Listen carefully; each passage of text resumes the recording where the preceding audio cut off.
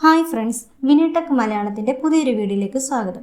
കേരളത്തിലെ special intensive revision കഴിഞ്ഞ് voter പട്ടികയുടെ കരട് പട്ടിക ഇന്ന് ഡിസംബർ 23 ഒഫീഷ്യലായി പ്രസിദ്ധീകരിച്ചു കഴിഞ്ഞു. ഏകദേശം 24 ലക്ഷം പേരെ പട്ടികയിൽ നിന്ന് ഒഴിവാക്കി AST ലിസ്റ്റിലേക്ക് മാറ്റിയിട്ടുണ്ടെന്നാണ് ഇലക്ഷൻ കമ്മീഷൻ അറിയിച്ചിരിക്കുന്നത്.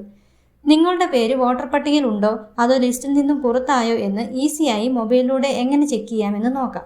അതിനായി ഗൂഗിളിൽ CEO കേരള എന്ന് സെർച്ച് ചെയ്യുക. ആദ്യം വരുന്ന വെബ്സൈറ്റ് ഓപ്പൺ ചെയ്യണം. എന്നിട്ട് താഴേക്ക് സ്ക്രോൾ ചെയ്യുമ്പോൾ Kerala SIR draft electoral role 2026 എന്ന് കാണാം. അതിൽ ക്ലിക്ക് ചെയ്യുക. തുടർന്ന് വരുന്ന പേജിൽ നിങ്ങളുടെ ജില്ല സെലക്ട് ചെയ്യണം. അതിനുശേഷം നിയമസഭാ മണ്ഡലം സെലക്ട് ചെയ്യണം. ശേഷം താഴേക്ക് വന്ന് നിങ്ങളുടെ ബൂത്തിന്റെ പാർട്ട് നമ്പർ സെലക്ട് ചെയ്യണം. ഇനി മുകളിൽ ക്യാപ്ച കൂടി എൻ്റർ ചെയ്ത് ഡൗൺലോഡ് സെലക്റ്റഡ് PDF ക്ലിക്ക് ചെയ്താൽ SIR ഡ്രാഫ്റ്റ് ഡൗൺലോഡ് ആവുന്നതാണ്. ഈ PDF ഓപ്പൺ ചെയ്ത് നിങ്ങളുടെ നെയിം ഉണ്ടോ എന്ന് ഉറപ്പുവരുത്തുക.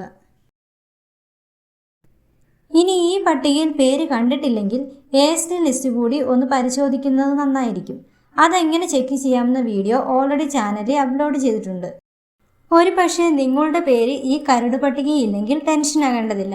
ഡിസംബർ 23 മുതൽ ജനുവരി 22 വരെ നിങ്ങൾക്ക് പരാതികൾ നൽകാനും പേര് ചേർക്കാനും സമയമുണ്ട്.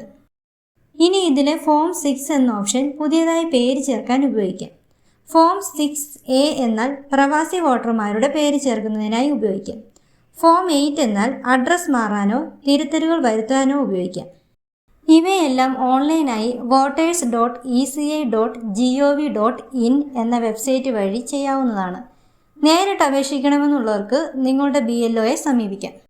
അടുത്ത നിയമസഭാ തിരഞ്ഞെടുപ്പിൽ വോട്ട് ചെയ്യണമെങ്കിൽ നിങ്ങളുടെ പേര് ഈ ലിസ്റ്റിൽ ഉണ്ടെന്ന് ഉറപ്പുവരുത്തണം. ഈ വിവരം മാക്സിമം ആളുകളിലേക്ക് ഷെയർ ചെയ്യുക.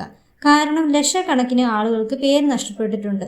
വോട്ട് നമ്മുടെ അവകാശമാണ്, അത് നഷ്ടപ്പെടുത്തരുത്. കൂടുതൽ അപ്ഡേറ്റുകൾക്കായി ഈ ചാനൽ സബ്സ്ക്രൈബ് ചെയ്യുക. നന്ദി.